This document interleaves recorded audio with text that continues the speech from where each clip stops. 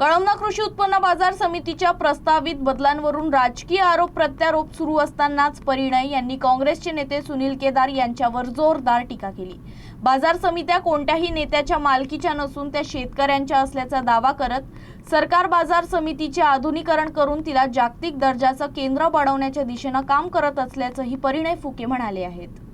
बाजार समित्या कोणत्या नेते किंवा पुढारी करत नाही, बाजार समित्या तयार त्या भागातील शेतकरी करतात आणि शेतकऱ्यांच्या भरोश्यावर उभ्या झालेल्या बाजार समितीवर सुनील केदारजींचा कुठून हक्क आला हे मला कळत नाही।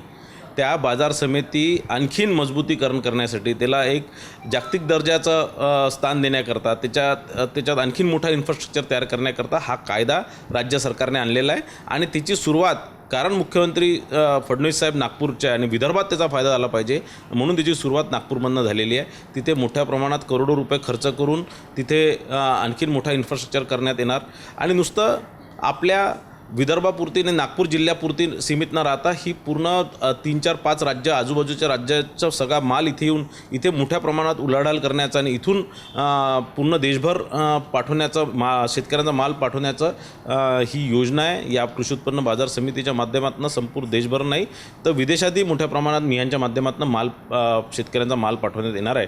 आणि मला असं वाटतं की सुनील केदारजींनी ज्या प्रकारे ही बाजार समिती चालवली हे सगळ्या लोकांना माहीत आहे। त्यांनी याच्यावर जास्त वक्तव्य करू नये आणि ही बाजार समिती शेतकऱ्यांची बाजार समिती शेतकऱ्यांनी उभी केलेली बाजार समिती आहे।